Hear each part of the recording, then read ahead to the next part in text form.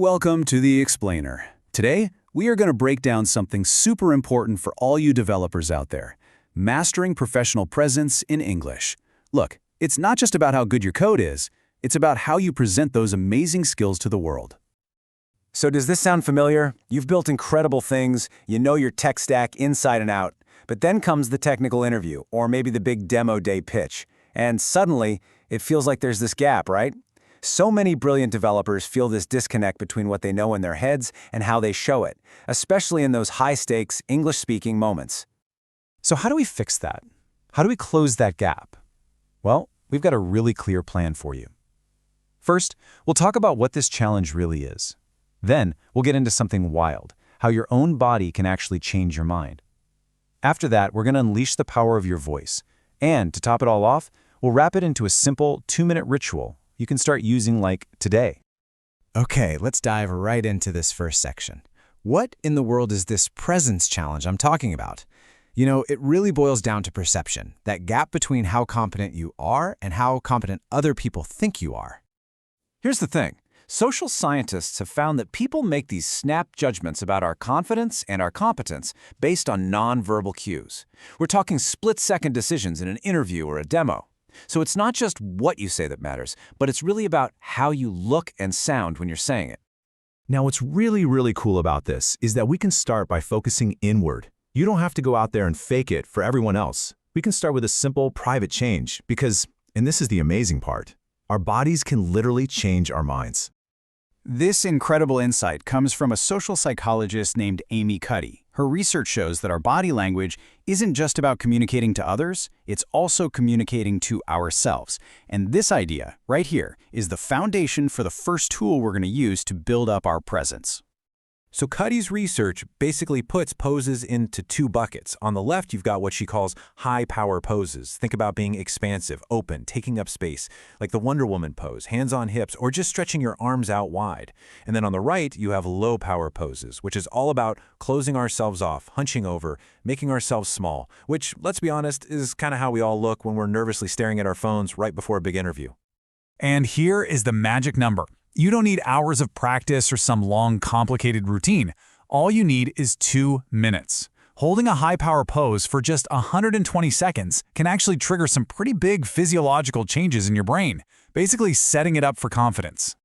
And check out the science behind this. It's fascinating. In her studies, the people who held these high-power poses for 2 minutes saw their dominance hormone, testosterone, shoot up by about 20%. At the same time, their stress hormone, cortisol, dropped by about 25%. So you literally become more assertive and less reactive to stress. How cool is that? Okay, so let's move on to the second piece of the puzzle and see how this all builds on itself. You've primed your brain to feel powerful. Now let's talk about how to sound powerful. This is the external game, and it starts with knowing what to avoid. A speaker and author named Julian Treasure points out these 7 habits that just make people tune out immediately. We're talking gossip, judging, negativity, complaining, making excuses, exaggeration, and dogmatism. You know, that thing where people confuse their opinions with facts. In a technical discussion, just avoiding these things can keep the conversation so much more productive and make you sound way more credible. Avoiding the negative stuff is a great first step, for sure. But what's the positive side of this? What's the framework we can use? How do we actually build speech that is powerful and effective, especially when we've got to explain some complex piece of code or defend a design choice we made? Well, Treasure suggests that we hail our listeners, and it's a fantastic acronym. H is for honesty. Just be straight and clear. A is for authenticity. Be yourself, stand in your own truth. I is for integrity. Be your word. Do what you say you'll do. That's how you build trust. And L is for love. Now, this isn't romantic love. It's about wishing your audience well.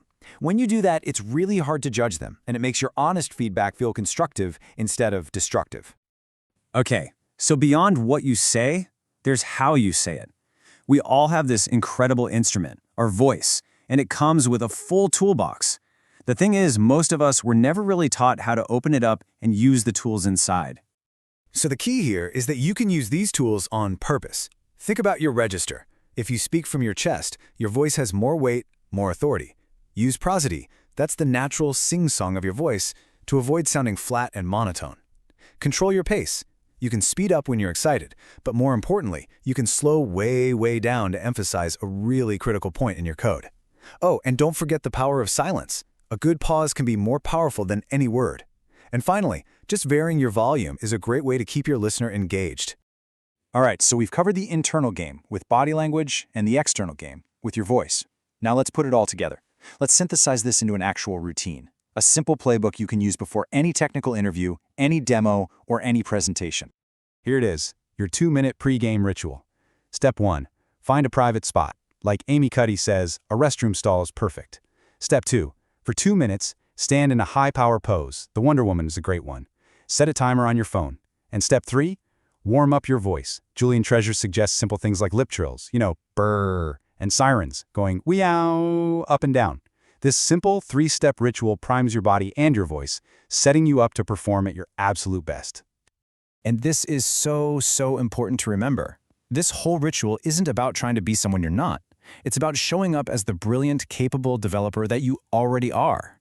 You're just removing the internal junk, the stress, the self-doubt that gets in the way and stops you from communicating your real expertise with clarity and confidence. And that all leads to this final, really powerful idea. This isn't just a one-time trick. It's a practice. I love how Amy Cuddy puts it. Don't fake it till you make it. Fake it till you become it. These tiny tweaks, these little 2-minute rituals, when you practice them over time, they lead to a real, lasting transformation. They don't just change the outcome of one interview, they actually start to change who you are. So I guess the real question is, who will you choose to become?